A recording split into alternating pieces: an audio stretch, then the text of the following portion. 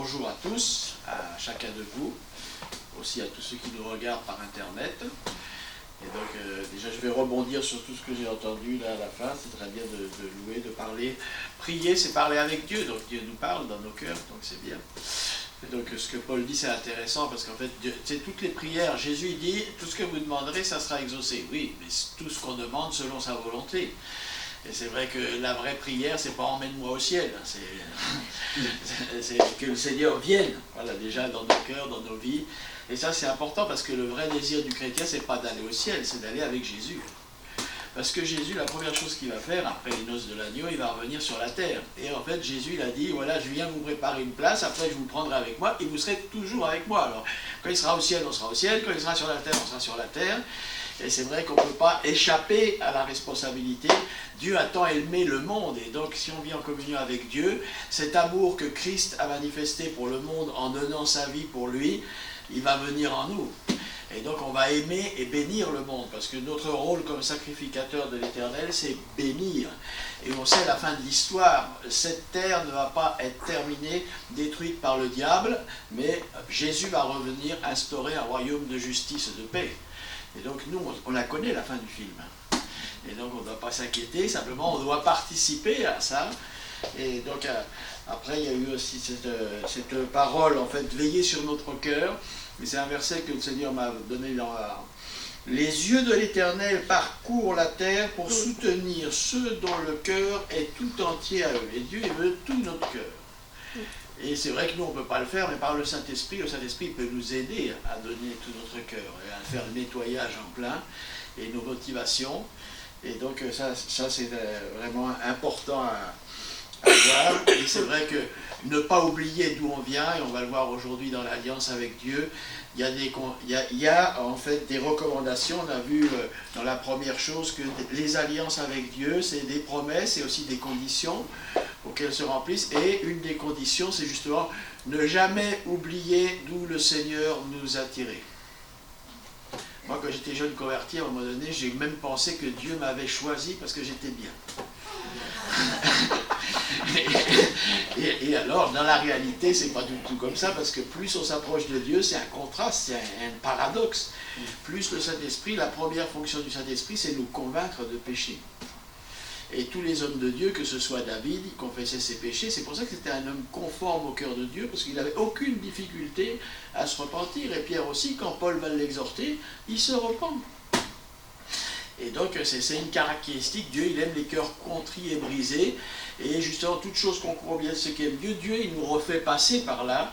Il nous montre notre misère. Paul, il se présente, misérable que je suis, avant de rentrer dans la vie, dans l'esprit de liberté. Il passe par Romains 7 et dit, malheureux je suis, j'arrive pas à faire le bien que je veux, et je fais le mal que je veux pas, misérable que je suis. Parole certaine que Jésus-Christ est venu chercher des pécheurs, dont je suis le premier.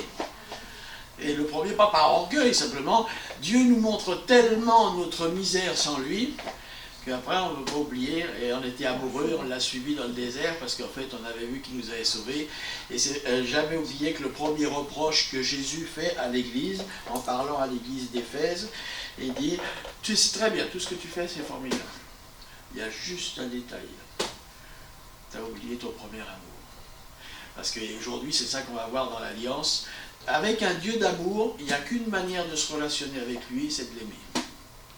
De tout notre cœur, de toute notre force, de toute notre pensée, de tout. Et d'aimer notre prochain comme nous-mêmes. C'est impossible de se relationner avec un Dieu d'amour sans l'aimer. Bonne nouvelle, c'est que Jésus aussi, il a dit à un moment donné, on cherche Dieu. Ah, là, la Samaritaine, elle dit, où est-ce qu'il faut adorer? Est-ce que c'est à Jérusalem ou vous dites à Samarie? Non, viendra le temps où ça ne sera plus dans un endroit où il faudra l'adorer, ça sera une manière d'adorer en esprit et en vérité. Et en fait, nous, on ne peut pas adorer, c'est le Saint-Esprit qui vient en nous. C'est comme les prières, si on étudie vraiment la prière, on va voir que la prière qui n'est pas faite dans l'esprit, elle s'arrête au plafond. Et l'amour qu'on donne à Jésus-Christ, c'est son esprit qui nous permet de l'aimer de tout notre cœur, de toute notre force et de nous glorifier en lui.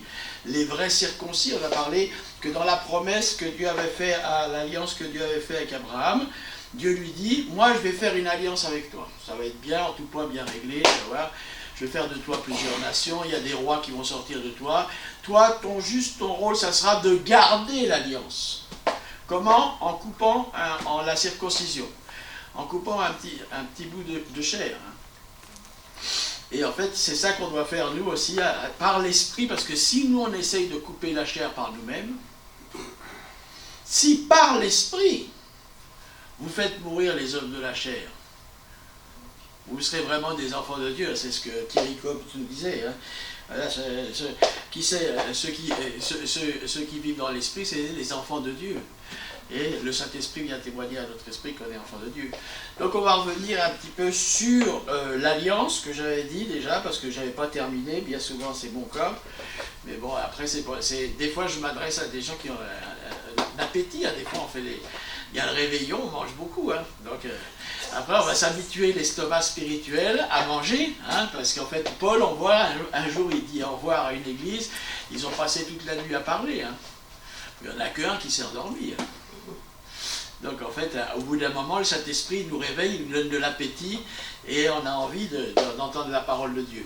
Et donc ce que je vais faire un petit peu, pas un amalgame, mais j'ai redonné un titre, c'est l'alliance de Dieu avec ses disciples, parce que la semaine passée, on a eu la chance d'avoir Thierry Cobb qui nous a rappelé des principes élémentaires ou fondamentaux du discipulat, et donc on va revenir là-dessus et on va voir que Dieu il fait alliance en fait avec les disciples. Rappelle-toi bien ça. Si tu veux faire alliance avec Dieu, il faut être un disciple. Et que Jésus, lui, fait bien la différence entre les disciples et les autres, et en disant simplement, pourquoi m'appelez-vous Seigneur, Seigneur, et ne faites-vous pas ce que je dis? Donc pour Jésus, un disciple, c'est pas quelqu'un qui connaît la parole, c'est quelqu'un qui vit la parole. C'est pas l'arbre de la connaissance du bien et du mal, c'est l'arbre de la vie. Et donc ça, c'est important pour nous, et c'est Jacques, le frère du Seigneur, qui dit, mettez en pratique la parole, ne vous bornez pas à l'écouter en vous trompant par des faux raisonnements. C'est-à-dire que quand on connaît la parole mais qu'on ne la met pas en pratique, Dieu il dit déjà que là tu es égaré, ça ne va pas le faire. Et donc comme Thierry nous l'a dit la semaine passée, dans la culture juive, c'est intéressant parce que c'est un modèle pour nous, la culture juive, il y a des choses spirituelles qu'ils ont vraiment pu comprendre. Quand j'étais jeune, des fois, quand converti, j'ai écouté le jour du Seigneur. Qui sait ce que c'est le jour du Seigneur? Et donc ce qui m'intéressait plus, c'était les Juifs, parce que je trouvais qu'ils avaient une profondeur dans leur manière d'étudier les Écritures, que ça me parlait à chaque fois. Et donc en fait, dans la culture juive, tu sais ce que tu mets en pratique, c'est-à-dire tant que tu ne mets pas en pratique, tu ne sais pas. Hein. C'est qu'il y a quelque chose qui est parasité, c'est troublé, parce qu'en fait, si tu sais quelque chose, c'est pour le vivre, c'est pas pour le... Et donc on a vu aussi, il nous a rappelé qu'est-ce qu'un disciple, et il nous a enseigné qu'un disciple, une définition qu'il nous a donnée, c'est quelqu'un qui marche avec Dieu. Comme Enoch, hein, par la foi, il a été enlevé afin qu'il ne voit pas la mort, et avant d'avoir été enlevé, il avait reçu le témoignage qu'il était agréable à Dieu, et on ne le vit plus parce qu'il avait été enlevé, et donc c'était un disciple, voilà, c'est quelqu'un qui marche avec Dieu comme Enoch, et qui est agréable à Dieu. Et le seul moyen que Dieu nous a donné pour être agréable à lui, qu'est-ce que c'est? La foi qui obéit, voilà. Mais c'est la foi. Par la foi, on est agréable à Dieu. C'est par la foi qu'on est agréable à Dieu. Impossible d'être agréable à Dieu sans la foi. Celui qui s'approche de Dieu doit croire que Dieu existe, qu'il est rémunérateur de ceux qui le cherchent. Et Enoch, c'est pour ça qu'il a pu marcher avec Dieu. Et pour faire alliance avec Dieu, ça nous ramène à quelque chose de très très simple. C'est qu'on doit se mettre d'accord avec lui. Si je veux faire alliance avec ma femme, on s'est mis d'accord. On a eu un temps de fiançailles, on s'est analysé, et on a vu si c'était compatible. Et là, pour le moment, nous, on est l'épouse du Seigneur, on est la fiancée pour le moment. Parce que le mariage avec le Seigneur, il va durer l'éternité. C'est long. Et donc là, pour le moment, le temps qu'on a entre notre conversion et que Jésus vienne rechercher son Église, c'est les fiançailles. On est juste en train de vérifier si c'est compatible. Parce que le royaume de Dieu est semblable à un roi qui fait des noces pour son fils, et c'est lui qui va examiner les gens qui sont dans la salle. Et si tu n'as pas l'habit de noces, ça va pas le faire. Hein, c'est celui qui sait simplement que Jésus revient, c'est comme les vierges folles, elles savaient très bien, elles avaient la Bible, elles savaient très bien qu'il revenait, hein, elles avaient la lampe, donc la Bible. mais disons qu'elles ne se sont pas préparées. Donc ça a coincé un petit peu. Et donc, on va lire un verset dans Amos 3.3 qu'on devrait tous graver dans notre tête, parce que la première personne avec laquelle on doit se mettre d'accord, c'est Dieu. Et là, le prophète, il parle comment deux personnes marchent-elles ensemble sans se mettre, comment deux personnes peuvent marcher ensemble sans se mettre d'accord. Et on va voir, voilà, comment se mettre d'accord avec Dieu pour pouvoir justement marcher avec lui. Le disciple, c'est en fait la personne qui se met d'accord avec Dieu pour ne plus marcher selon la vaine manière de vivre qu'on a héritée de notre naissance charnelle. C'est-à-dire ne plus marcher dans la chair, parce que du temps d'Abraham, il suffisait de couper un bout de chair, et dans la Nouvelle Alliance, c'est plus loin, c'est la circoncision de Christ qui consiste dans le dépouillement du corps de la chair. Donc là, c'est toute la chair. Rassurons-nous, je le répète, c'est pas par nous-mêmes qu'on va le faire, c'est une œuvre surnaturelle du Saint-Esprit qui va agir en nous. C'est Dieu qui fait. Donc là, la religion, il a parlé aussi de la religion. La religion, des fois, c'est comme une vitre. Ça nous permet de voir à travers, mais ça ne permet pas de nous approcher de Dieu. La religion, c'est ce qu'on fait pour nous approcher de Dieu. C'est par les œuvres. Et en fait, la foi, c'est pas ça du tout. C'est savoir ce que Dieu a fait en Christ pour s'approcher de nous. Et que quand il est mort sur la croix, il a dit tout est accompli. Donc ce que je te demande, c'est de croire ça. C'est moi qui vais le faire. C'est moi qui vais faire de toi une nouvelle personne. C'est moi qui vais te formater pour que tu sois compatible avec moi. Et donc ça, c'est ça que Dieu veut faire. Et de marcher non plus selon la vieille manière de vivre, parce qu'en Christ, on est quoi? Une nouvelle créature. Ceux qui ont reçu la parole de Dieu, il leur a donné le pouvoir d'être appelés enfants de Dieu, et lesquels ne sont pas nés de la chair, mais de la volonté du Père. Et en fait, on doit marcher maintenant comme un héritier du royaume de Dieu. Et c'est différent. Alors en fait, Jésus, parce qu'il savait la joie qui lui était réservée, il a souffert la croix, méprisé l'ignominie. Avant que Dieu t'ouvre l'esprit et les yeux spirituels pour voir quelle est la récompense extraordinaire qui est attachée à ton appel, tu ne vas pas pouvoir donner ta vie. Parce que l'homme, il vit par intérêt. Et donc Jésus, lui, les yeux grands ouverts. Et donc par son esprit, par la révélation, Dieu nous ouvre les yeux et on comprend que la grâce qu'il nous a fait. Il nous a sortis d'une vie de néant, d'une vie de mort, pour nous faire rentrer dans sa vie glorieuse. Un disciple, c'est un élève qui se lève enseigner tout le temps, c'est toute la vie. On n'est jamais arrivé, même Paul, il dit, c'est vers la fin de sa vie quand même, c'est pas que je sois arrivé au but, mais oubliant ce qui est en arrière, je cours en avant. Donc en fait, le disciple n'est jamais arrivé, parce qu'en fait, moi-même, quand je me vois, même avec Agnès, on en parle, plus on avance, plus on a envie on voit que le verre, il est à moitié vide. On voit tout ce qui manque. Tout ce qui manque, pourquoi? Dieu le permet parce que ce trésor, Christ en nous, on le porte dans un vase de terre. Pour que la gloire, elle ne soit pas sur nous, mais sur lui. Et donc Dieu permet qu'on voit nos faiblesses, parce que ce qu'il veut générer, c'est une dépendance à sa personne. C'est pour ça que quand Paul il dit « Ah ben, il faut que tu me délivres de cette écharpe dans la chair, parce qu'avec ça, je ne peux pas te servir. » On ne sait pas si c'est un péché, on ne sait pas si c'est une maladie, on ne sait pas ce que c'est. Dieu est sage. Mais tous, on a une écharpe dans la chair. Et tous, on a envie de dire à Dieu, écoute, avec ça, je ne peux pas. Et qu'est-ce qu'il lui répond, Jésus? Ma grâce te suffit. Parce qu'en fait, moi, ce que je ne veux pas, c'est que tu te sentes fort, toi. Parce que ma puissance se perfectionne dans ta faiblesse. Et donc, c'est vrai qu'on voit, ça paraît un paradoxe, mais nous, on a totalement confiance que la bonne œuvre que Jésus commençait à faire dans notre vie, il le fait. Parce que Dieu ne regarde pas la même chose que nous. Comme disait le frère, il regarde qu'est-ce qu'il y a dans le cœur. Est-ce qu'on commence à vivre? Et pour ceux qui ont perdu le premier amour, bonne nouvelle, on peut encore, ça peut être encore mieux que le premier amour, la relation qu'on peut vivre avec Jésus maintenant, si on le laisse changer nos cœurs de pierre. Parce que dans la nouvelle alliance, il y a une nouvelle alliance, parce que dans l'ancienne alliance, l'homme, il y avait une condition, il fallait qu'il obéisse. Dieu, lui, son pécheur, incapable d'obéir. Donc je vais en faire une nouvelle, ils ne pourront pas se planter. Et dans la nouvelle alliance, en fait, plus personne n'apprendra à son frère à connaître Dieu, parce qu'on va le connaître par l'Esprit qui est en nous. Je leur pardonnerai leurs péchés, je ne m'en rappellerai plus. Et donc on voit ça. Et Alléluia.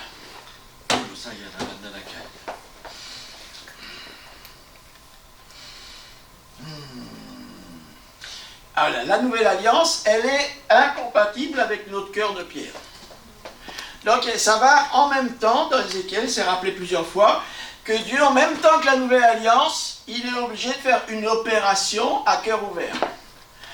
Et enlever le cœur de pierre et nous mettre un cœur compatible avec le sien.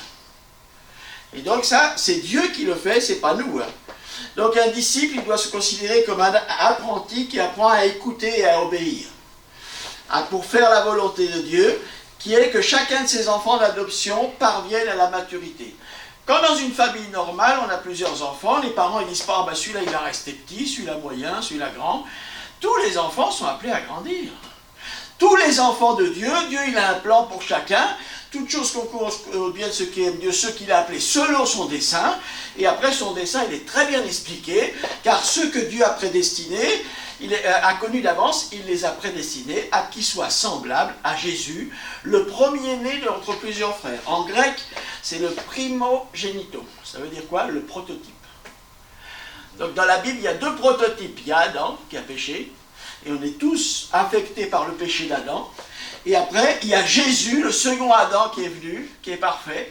Et en fait, Dieu, le plan qu'il a, c'est que chacun de nous, on parvienne à la stature parfaite de Christ. Et donc les ministères, ils ne sont pas sur le corps, ils sont dans le corps pour vivifier le corps. Parce qu'en fait, tous les ministères, c'est un des dons que Jésus-Christ a donné à son Église pour son édification. Ils ont été donnés pour le perfectionnement des saints. Qui c'est? C'est nous. Mais nous, on a une vision, l'Église, tous les chrétiens nés de nouveau, ils doivent servir dans l'Église. Mais pour Dieu, c'est pas ça l'Église. L'Église, c'est une agence missionnaire. Il y a certaines théologies qui disent, ou dénominations, le signe du baptême de Saint-Esprit, c'est le parler en langue. Moi, je préfère voir un frère qui parle de Jésus dans la rue ou dans son travail, parce que là, c'est à ça que ça sert le Saint-Esprit. Vous recevrez une puissance, le Saint-Esprit survenant sur vous, et vous serez mes témoins. Mais nous, on a une vision, à servir Dieu, c'est dans l'Église. C'est pas du tout ça. Et donc, les ministères, ils sont donnés pour que le perfectionnement des saints, pour l'œuvre du ministère, qui est l'évangélisation du monde. L'édification du corps de Christ, amener à l'unité de la foi, parce que comme disait Paul, très important, Jésus-Christ a prié pour qu'on soit... Parce que le monde est incrédule, mais il n'est pas bête. Et il sait si on vit, qu'est-ce qu'on prêche? Si on prêche la réconciliation, l'amour, le pardon, et qu'on n'est pas capable de s'entendre, ça ne va pas. Et vendredi soir, nous étions, plusieurs d'entre nous, à une rétrospective sur la vie. C'était comment, Brunette, tu te rappelles le titre? La vie extraordinaire de Billy Graham. Voilà. Et c'était bien parce qu'en fait, c'est toute la pastorale de Colmar qui organisait ça. Et moi, ça réjouit mon cœur parce qu'en fait, c'est Dieu qui commence à faire ça. Pour que Colmar puisse croire. Il y a une église qui se lève où on s'accepte, on se respecte les uns les autres. Et ça, c'est très important. Et il y avait ce film, il est formidable. Qui c'est qui se rappelle le titre? Joël, tu te rappelles? Qu'est-ce que c'est que ça? Il y a la mémoire. Enfin, c'est La vie extraordinaire de Billy Graham ou je ne sais pas quoi. Et ce qui est très intéressant, c'est un homme qui toujours reconnaissait qu'il était pécheur, toute sa vie. Par contre, il prêchait l'évangile. Et simplement, quand il a eu vraiment la révélation, il a dit à Dieu cette prière qui rejoint ce que disait Albino. C'est-à-dire, maintenant, mon cœur, il t'appartient. Fais de moi ce que tu veux.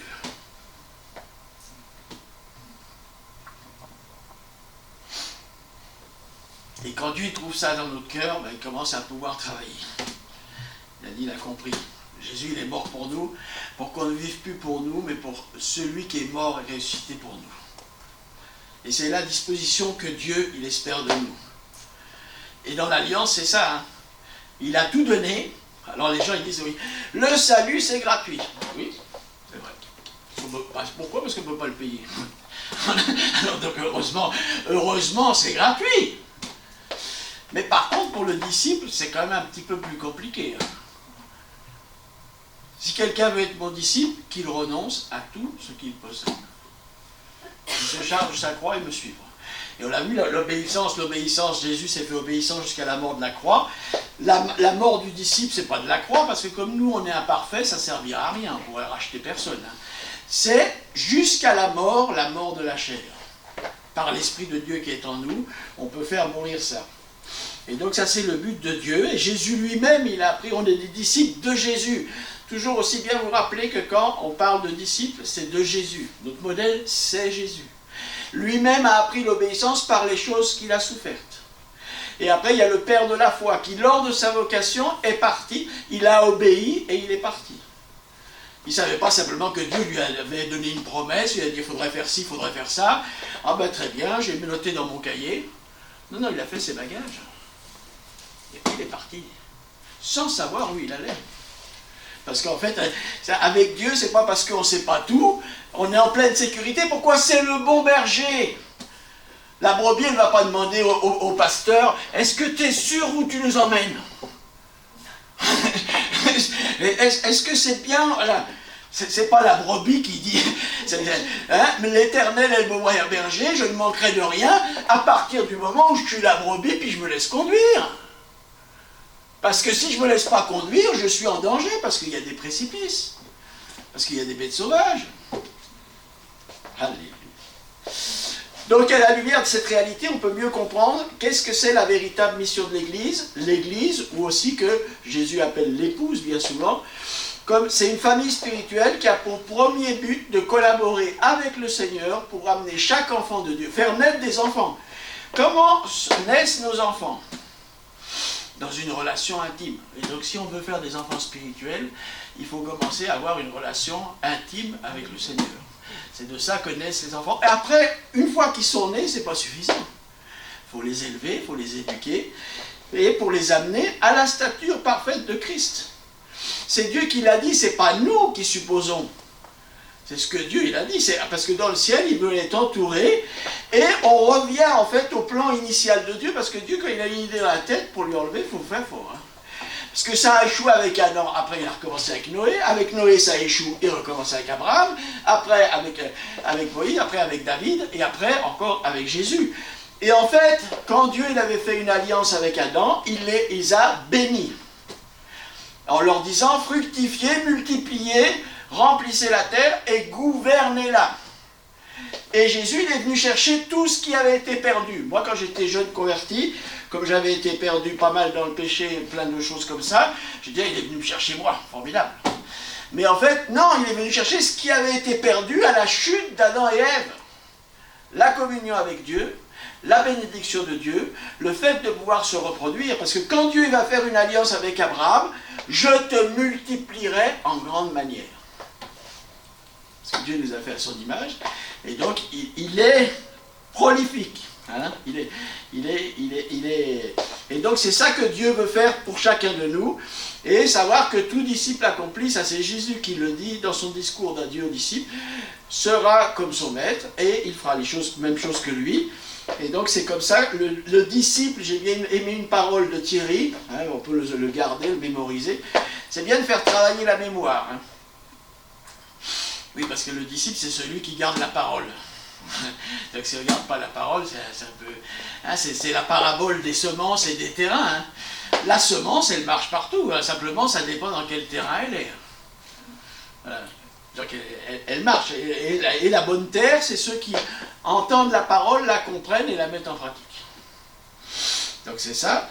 Et une parole qu'a dit Thierry, qui m'a marqué, que moi je vais marquer sur mon frigo, je dois être transformé pour être un transformateur. Et là on va lire, je vais demander à quelqu'un de m'aider, 2 Timothée 2,2, parce qu'en fait, Dieu, le Seigneur, dans cette congrégation, depuis le début de cette année, il emphasise sur le fait qu'on doit être des disciples. Et donc ça c'est un verset qu'on pourrait même peut-être écrire dans l'assemblée. Qui c'est qu'il a 2 Timothée 2,2. Et les choses que tu as entendues de moi, en présence de plusieurs témoins, confie-les à des hommes fidèles qui soient capables aussi d'enseigner les autres. Et ça, nous, la vision. Celui qui lit doit le lire devant, parce que sinon on n'entend pas dans Internet. Bon, alors je vais le lire moi. Ce que tu as entendu de moi en présence de beaucoup de témoins, confie-le à des hommes fidèles qui soient capables de l'enseigner aussi à d'autres. Et ça, c'est l'effet boule de neige. Les gens, ils ne vont pas être ajoutés à l'Église, mais ils vont se multiplier. Et donc, en fait, nous, la vision qu'on a, c'est que chacun puisse devenir un disciple et chacun puisse exercer les dons et la grâce que Dieu lui a donnés. Parce qu'il y a des gens qui disent, on va voir aussi que la relation, elle est, pour Dieu, c'est plus important que le disciple, son disciple ait une relation avec lui que son ministère. Mais parce que son ministère, il va découler de la relation qu'il a avec lui. Et donc, on va revenir là-dessus plus tard. Et Thierry avait dit, le plus gros problème de l'Église actuellement, c'est qu'elle ne fait pas de disciples. Et moi je rajoute aussi une petite chose là, que tous on doit être des transformateurs, et les nouveaux convertis, ils appartiennent à Dieu. Il faut bien comprendre, ils appartiennent à qui les nouveaux disciples, les nouveaux chrétiens? Et donc il ne faut pas les marier avec une institution religieuse, il faut les marier avec Christ. Amen. Parce que si quelqu'un il est né de nouveau, il est en Christ, et s'il est en Christ, il est dans ce que Dieu appelle son Église. Mais ce n'est pas parce qu'une personne est dans une Église qu'elle est en Christ. Et donc c'était la vision de Paul, quand il parlait, il disait que moi, ma vision que j'ai reçue, c'est de vous fiancer avec Christ.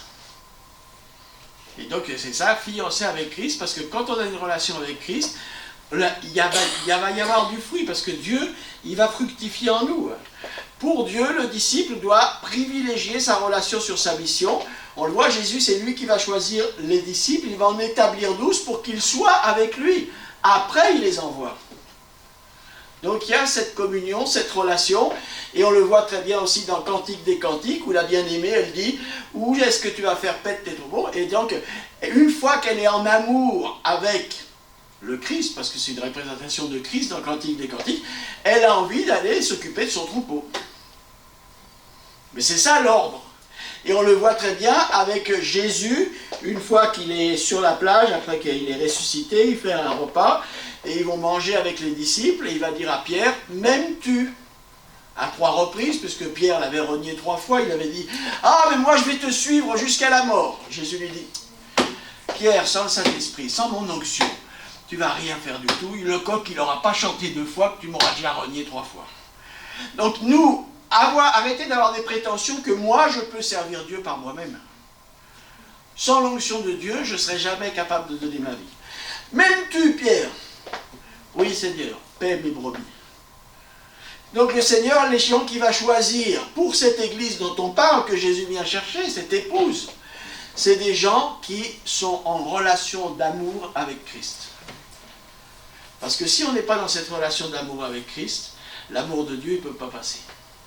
Et donc ça c'est important pour nous.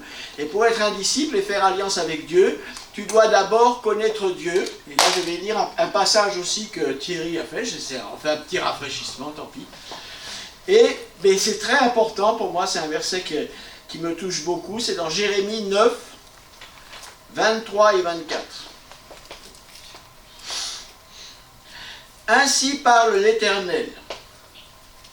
Que le sage ne se glorifie pas de sa sagesse, le fort ne se glorifie pas de sa force, le riche ne se glorifie pas de sa richesse, mais que celui qui veut se glorifie d'avoir l'intelligence spirituelle de me connaître.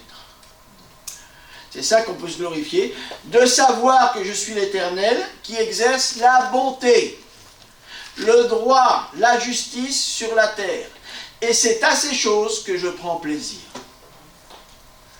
Ça, c'est connaître Dieu. C'est pas connaître des choses sur Dieu. C'est connaître sa personne. Son cœur, c'est quoi? Faire ce qui est juste, ce qui est droit, ce qui est bon. C'est le Dieu qu'on a. Et pour entrer dans cette alliance avec Dieu, il y a une chose qu'il faut faire. Moi, quand je suis marié avec mon épouse, j'ai dû abandonner mes projets personnels. Et pour faire ton alliance avec Christ, il faut absolument abandonner tes projets personnels. Pour rentrer dans les projets, parce que les projets de Dieu, ils sont beaucoup plus nobles, extraordinaires que tout ce que tu peux penser. Dieu, il veut faire de toi, tu es de la famille de Dieu, un prince, une princesse. Mais, dans le caillou, comme il disait, il y a des choses à enlever pour que le prince et la princesse peuvent commencer à apparaître. Et donc, il faut abandonner nos prétentions et nos plans personnels pour rentrer dans le plan de Dieu. Et c'est vrai que c'est triste aujourd'hui, il y a beaucoup de chrétiens qui ne connaissent pas Dieu pas Christ comme leur frère, ni Dieu comme leur Père. Et Jésus, il est venu, à Dieu le Père, personne ne l'a vu, mais Jésus, il est venu révéler qui est dans le sein du Père, celui qui est le Père. Et quand il a appris à prier aux disciples, il a dit « Notre Père ». Donc il a commencé à révéler. Et donc ça, c'est très important. Et c'est vrai que la religion, bien souvent, elle nous empêche de rentrer. Et donc on prie vraiment le Seigneur, qu'on loue Dieu qui désire avoir une relation intime avec nous. C'est pas nous qui voulons avoir une relation intime. C'est le cœur du Père qui désire avoir. Moi, je vois bien avec mon fils. C'est le cœur du Père. Et le travail du Saint-Esprit, je vais parler au cœur des pères pour que le cœur des pères revienne aux enfants. Et donc, le Père, il est comme ça. Et donc, lui, il est intéressé par nous et il attend. Hein, il est comme le père du fils prodigue. Pourquoi il le voit quand il est encore loin? Parce qu'il attend. Parce que tous les jours, il prie pour qu'il revienne. Tous les jours, il nous attend. À bras ouverts, parce que je ne mettrai pas dehors celui qui vient à moi. Mais comme je t'aime tant, c'était la chanson de Goldman, puisque tu pars, attends. Puisqu'on ne peut pas t'aimer plus. Mais dans le sens que, c'est par amour, il laisse. Il dit, tu veux partir, pars. Mais en attendant, lui, il est à la fenêtre, il prie, il intercède. Ça, c'est une parole pour tous ceux que toute la famille, elle n'est pas encore dans le Seigneur. Nous, on prie, on intercède. Et nous et notre famille, on sera sauvés. Au travers de la prière d'intercession. Parce que la prière du juste a une grande efficacité. Et ce n'est pas plus nous qui allons les ramener. Parce que le Père prodigue, le Père, il n'a pas été courir après le Fils prodigue. Il a attendu qu'il y ait un travail du Saint-Esprit dans son cœur. Et qu'il se repente. Donc en Christ, nous commençons à être un pécheur pardonné. Ça c'est la première étape. Il faut se mettre d'accord avec lui. On a dit comment on va marcher ensemble sans se mettre d'accord. Le verdict de Dieu sur ma vie, t'es un pécheur. Sauvé, pardonné et sauvé. Mais un pécheur. Et donc on doit d'abord accepter le verdict de la parole de Dieu. Et être en bonne relation avec Dieu, c'est accepter que Jésus n'est pas mort en vain, il est mort à ma place. Parce qu'il y a des gens qui disent « Ah, c'est les Juifs qui ont tué la fameuse polémique sur le film Jésus. Ah, les Juifs, ils ont tué Jésus. Ah, les Romains, ils ont tué Jésus. Mon péché a tué Jésus. »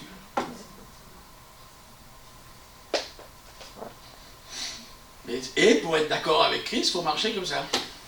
Chaque fois que nous, on rentre dans la prière avec Agnès, parce qu'on a l'habitude de prier ensemble, merci Seigneur, parce que par ton sang, par ta grâce, j'ai accès au sanctuaire, où il y a le trône de ta grâce, où je peux recevoir le secours opportun. Par tes mérites, pas parce que je suis bien, parce que lui l'a payé, il m'a lavé, et je peux être en face du Dieu très saint. Et donc c'est ça qu'il faut se voir comme un misérable, comme Paul. Hein. En Christ, nous continuons ensuite, une fois qu'on a reconnu qu'on est pécheur, la première étape dans notre croissance spirituelle, c'est qu'on doit apprendre à obéir. On est un serviteur inutile. Et c'est vrai qu'au fur et à mesure de notre croissance spirituelle, notre marche avec Dieu, nous allons comprendre de mieux en mieux notre relation avec lui. Et cette relation, elle va s'approfondir. On va pas dire, ça va s'approfondir. On va comprendre que l'amour de Dieu, ça va au-delà de tout ce qu'on pense. Serviteur, par son sang, nous sommes un royaume de serviteurs. C'est Jésus-Christ qui le dit dans l'Apocalypse. Je vous ai lavé par mon sang et j'ai fait de vous un royaume des sacrificateurs pour Dieu mon Père, des serviteurs. C'est un royaume de serviteurs. Si tu ne veux pas être un serviteur, déjà tu es exclu de l'équipe. C'est comme si tu veux aller jouer au football, un match de football, et puis tu n'es pas footballeur, ben non, ça ne marche pas. C'est juste pour les footballeurs. Donc le royaume, c'est juste pour les serviteurs. Parce que Jésus, le Christ lui-même, il nous a montré.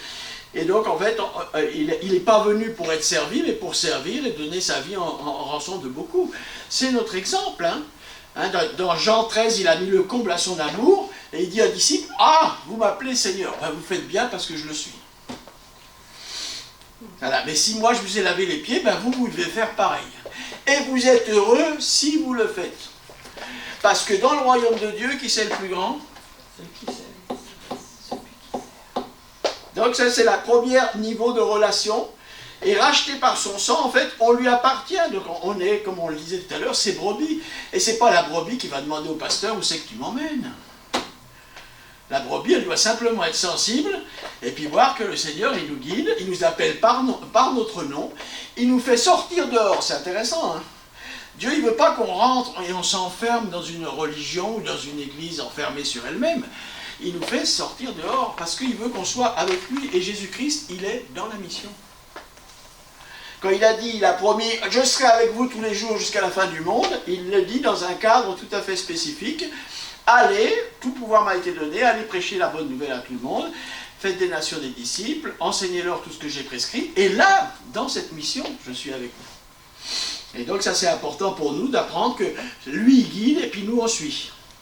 Donc il a donné sa vie pour nous, pour que nous ne vivions plus pour nous-mêmes, hein, mais qu'on vive pour lui.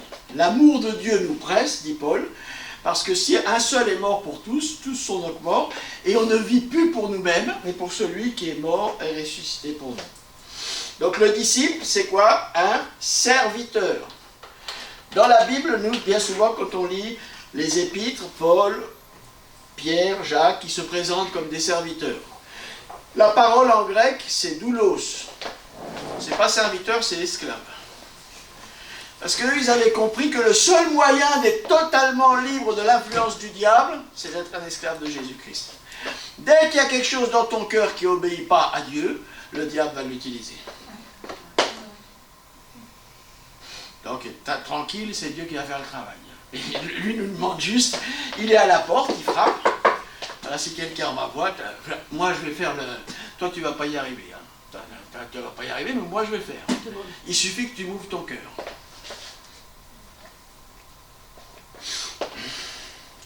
Et la promesse extraordinaire pour les serviteurs, c'est Matthieu, c'est Jésus qui parle, dans Matthieu 24, 45 à 47. Pour tous ceux qui veulent des notes, j'en ai, là, si ça vous intéresse pour les repasser. Quel est donc le serviteur fidèle et prudent que son maître a établi sur ses gens pour leur donner la nourriture au temps convenable? Et ça, c'est notre prière avec Paul, qu'on puisse donner, alimenter le troupeau avec une nourriture convenable, qui ne produise pas d'indigestion et qui nous permette de croître spirituellement. Et heureux ce serviteur que son maître à son arrivée trouvera ainsi. Je vous dis en vérité, il l'établira sur tous ses biens. Et il y a un autre passage qui dit, c'est lui-même qui va nous servir. Tu te rends compte?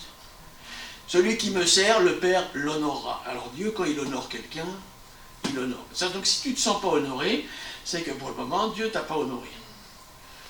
Et après, le chemin est trop resserré, parce que celui qui s'humilie, Dieu... Donc une fois devenu serviteur, Dieu va se révéler comme notre ami. Ça c'est à la fin. C'est juste la dernière semaine avant que Jésus soit arrêté, crucifié. Il leur parle, il leur fait son discours d'adieu. Et il va leur dire, voilà, moi je suis le cep, vous êtes les sarments, sans moi vous ne pouvez rien faire. La volonté de Dieu c'est que vous portiez beaucoup de fruits, donc beaucoup de fruits du Saint-Esprit, parce que ce n'est pas beaucoup de fruits au pluriel, c'est au singulier, que vous soyez plein du Saint-Esprit. Et après, vous êtes mes amis si vous faites ce que je vous commande. Et là, c'est encore un nouveau niveau de révélation. Au début, j'accepte que je suis un pécheur, j'accepte que Jésus n'est pas mort pour rien. Après, je suis un serviteur. Très bien. Parce que Jésus est un serviteur. Je suis un disciple de Jésus. Jésus, il n'est pas venu pour être servi, mais pour servir. Donc, moi, je dois servir aussi. Et après, il dit, juste avant de partir, t'es mon ami. La parole extraordinaire qu'il a dit à Abraham, parce qu'Abraham avait cru, ça allait été imputé à justice et il a été appelé ami de Dieu. Qui c'est qui veut être ami de Dieu? Je peux dire, c'est le meilleur ami. Hein. Il ne va jamais te trahir, il ne va jamais te tromper, il va t'aimer au-delà de tout ce que tu peux penser, imaginer, il va pourvoir à tous tes besoins, c'est le plus riche, c'est le plus beau, c'est le plus joyeux. Franchement, ça serait bête de passer à côté. À cause de la chair, à cause d'un plat de lentilles, tac, mince.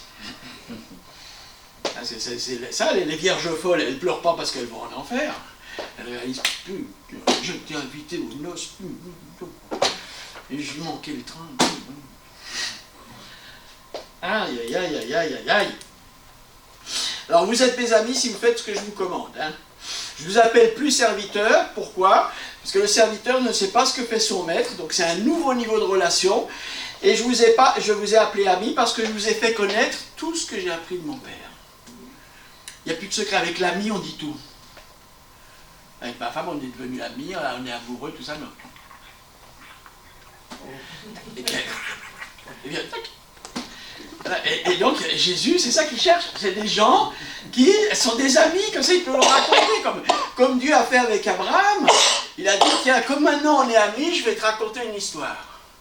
Hein, là, maintenant tu vas aller offrir ton fils en sacrifice, celui que tu aimes. Non, pas l'autre, celui-là que tu aimes. Hein. Parce qu'après je vais te dire, eh ben ça c'est ce que je vais faire pour sauver l'humanité. Parce que comme tu es mon ami, je voulais t'expliquer.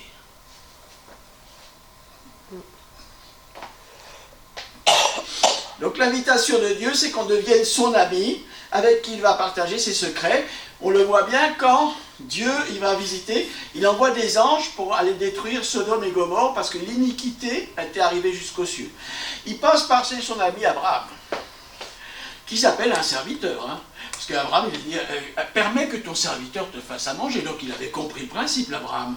Je suis le serviteur, lui c'est le maître. Et après, Dieu il dit, cacherai à Abraham, mon ami, ce que je vais faire. Parce que hein, les gens, ils veulent des révélations. Mais sans communion avec Dieu. Qui c'est qui donne les révélations? C'est qui? Saint-Esprit. Donc si tu n'es pas en communion avec le Saint-Esprit, comment tu vas avoir des révélations? Et donc, on a des révélations parce que dans cette intimité avec Dieu, Dieu va commencer à nous dire tous les secrets. Alléluia. Et comme Moïse, on va pouvoir parler. Hein. Dieu, il décrit Moïse comme un homme extraordinaire qui parlait avec Dieu comme un homme parle avec son ami. Donc, rentrer dans la prière comme ça, voilà. Et donc, quand tu rentres dans la prière comme ça devant Dieu, tu ne vas pas faire ta liste de commissions. Tiens, Dieu, tu vas aller visiter l'hôpital, fais attention à ceux qui sont en train de mourir en Ukraine, les exilés, là, tac, tac, tac. Non, tu es là, parle-moi, qu'est-ce que tu veux que je fasse aujourd'hui? À chaque jour suffit sa peine. Je suis ton serviteur. Pas mon plan, mais le tien. Et c'est différent, parce que là, Dieu va commencer à causer. Ah ben, il a compris ça, à quoi ça sert la prière. C'est pour qu'il entende ma voix et que je lui donne des instructions, qu'il sache où aujourd'hui il doit aller. Pour faire ma volonté qui est bonne, agréable et parfaite. Après, ça continue. Cet degré d'intimité, quand on grandit avec Christ, c'est Jésus va se révéler comme notre frère. C'est juste après sa résurrection, il va parler à Marie-Madeleine qu'il cherche, et tout d'un coup elle va avoir la révélation que c'est lui. Et qu'est-ce qu'il va lui dire Jésus? Ne me touche pas, je ne suis pas encore monté vers mon Père, on ne va pas parler de ça, mais on pourrait en parler. Va d'abord trouver mes frères, dis-leur que je monte vers mon Père. Et alors, au cas où ils n'auraient pas compris, et votre Père. Vers mon Dieu et votre Dieu. Et donc, en fait, là, il se révèle comme le frère. Le frère, c'est encore plus qu'un ami, non? C'est encore un degré d'intimité encore plus important. Et on l'a dit au départ, le Père, personne ne l'avait connu. Jésus, son travail, justement, c'était de révéler le Père. Et on le voit à la fin de son ministère, quand il dit « Je suis le chemin, la vérité et la vie, nul ne vient au Père que par moi ». Alors il y en a un qui dit, je crois que c'est Philippe, « Ah, montre-nous le Père et cela nous suffit ». Et Jésus dit, « Ça fait si longtemps que je suis avec toi et tu n'as pas encore compris que le Père est en moi et moi je suis dans le Père. Celui qui m'a vu, il a vu le Père. Et que le seul moyen que tu as pour connaître le Père, c'est de me voir. Celui qui m'a vu a vu le Père. » Et donc ça c'est important à voir. Et dans Éphésiens, il est bien dit qu'on est maintenant la famille de Dieu. Et ensuite, bon, je vais raccourcir, mais tu as fait rien, parce que Paul m'a déjà dit que je pourrais faire la troisième phase de l'Alliance, avec ses promesses et ses conditions, parce que même dans la Nouvelle Alliance, il y a quand même des conditions même si c'est Dieu qui va tout faire, il y a quand même quelque chose. Après la Pentecôte, par le Saint-Esprit, ils n'avaient pas encore reçu le Saint-Esprit. Il va être conduit, les disciples, ils vont être conduits dans toute la vérité. Hein. Et vous recevez le Saint-Esprit, vous conduira dans toute la vérité. Donc Jésus leur dit, il y a encore des choses que je ne peux pas vous dire, parce que vous ne pouvez pas comprendre. Ça va vous dépasser, ça va vous faire péter la tête, donc moi je prends soin de vous. C'est quand le Saint-Esprit va venir sur vous, je vais vous expliquer encore un point supplémentaire. Nous ne sommes plus simplement des serviteurs, des amis ou des frères, maintenant nous entrons dans la relation la plus intime qui soit. Parce qu'en fait, moi j'étais un enfant de ma mère, je vous disais la relation la plus intime, comme mes parents avaient divorcé, c'était ma mère. C'est mon épouse. Il n'y a qu'avec mon épouse. L'homme quittera son père, sa mère, s'attachera à sa femme, ils seront une seule chair. c'est le lien le plus étroit qui puisse exister. Nous ne sommes plus deux, mais un. Et c'est ça que Jésus va dire. Il va dire, moi je suis descendu du ciel, j'ai quitté le Père pour aller chercher la fiancée, la préparer, tac, je reviens la chercher, boum. Et on se rappelle, ce mystère est grand, je le dis, en relation de Christ et son épouse. Parce que Christ, il s'est identifié à notre misère humaine en venant porter nos péchés sur lui. Et en fait, maintenant, il nous demande, identifie-toi avec moi. Parce que ce qui t'a séparé de Dieu, c'est le péché. Le péché, je l'ai porté sur moi. Dans le Cantique des Cantiques, il n'y a aucun reproche du fiancé sur la fiancée. Le péché, c'est un problème résolu. Parce que Dieu, il nous voit en Christ, des nouvelles personnes. Et donc, identifie-toi avec moi, parce que moi, mon désir, quand Dieu, et Thierry l'a très bien dit, quand Dieu crée l'homme à son image, il dit à bout d'un moment, ah, tout était très bon en grande manière, sauf il y a quelque chose qui ne va pas, il n'est pas bon que l'homme soit seul. Dieu, il avait créé l'homme à son image, donc il parle de lui-même, c'est pas bon que je sois seul. Et donc, le désir de Christ, c'est se marier avec nous. Amen. Tout l'évangile, c'est qu'une histoire d'amour. Et le cœur a des raisons que la raison ne connaît pas. C'est sûr que si on explique ça intellectuellement. Mais Dieu, c'est à notre cœur qui veut parler. Et Dieu, il ne ment pas. C'est ce qu'il veut, lui. Hein, dans le psaume 45, c'est un psaume messianique où il est présenté, voilà, la grâce est déversée sur mes lèvres, et le plus beau de tous les fils de l'homme, t'es le plus vaillant, hein, celui qui combat le plus joyeux, le plus riche, et je suis amoureux de toi. C'est ça qu'il vient de dire le Saint-Esprit. Il n'y a pas de plus grand amour que de donner sa vie, j'ai donné ma vie pour toi. Et je te veux pour moi. Donc pour le moment, on est juste la fiancée qui se prépare. Alors il faut oublier, parce qu'il y a des gens qui pensent, une fois sauvé, toujours sauvé. Ah, c'est par grâce qu'on est sauvé par le moyen de la foi. Alléluia, kalababala. Mais alors, il est dit aussi, n'abandonnez pas votre assurance à laquelle est attachée une grande rémunération. Pourquoi? Parce que vous avez besoin de foi et de persévérance, afin que vous receviez, après avoir fait la volonté de Dieu, receviez ce qui a été promis. Car un peu de temps, encore un peu de temps, et celui qui doit venir viendra. Mon juste vivra par la foi. C'est-à-dire, la foi que tu as eue il y a 10 ans pour accepter Jésus-Christ, si tu ne l'as plus aujourd'hui. Et s'il se retire, mon âme ne prend pas plaisir en lui. Mais nous, le semeur, nous ne sommes pas de ceux qui se retirent pour se perdre, mais de ceux qui ont la foi pour sauver leur âme.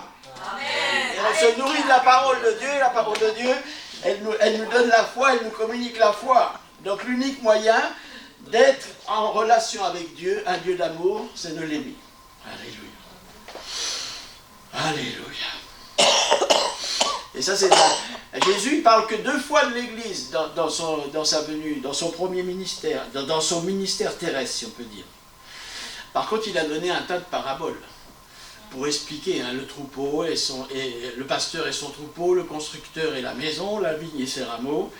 Et l'image la plus surprenante, c'est justement Christ et son Église.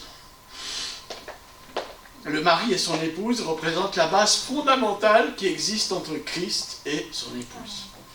L'amour, voilà, c'est l'amour. Cette image est la plus surprenante révélée par la Bible au sujet de la relation qui existe entre le Seigneur Jésus-Christ et son épouse. L'amour conjugal. Amen. Car c'est l'homme qui travaille, on l'a dit. Christ, dans cette relation, il est le mari, lui-même il se présente comme le mari. Quand les pharisiens lui disent pourquoi tes disciples ne jeûnent pas, les compagnons de l'époux peuvent-ils jeûner pendant que l'époux est avec eux? Mais les disciples ne pouvaient pas comprendre. Mais lui, déjà, il l'avait bien clair dans sa tête, il venait chercher la fiancée.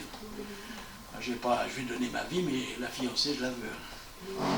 C'est comme dans les films avec les héros.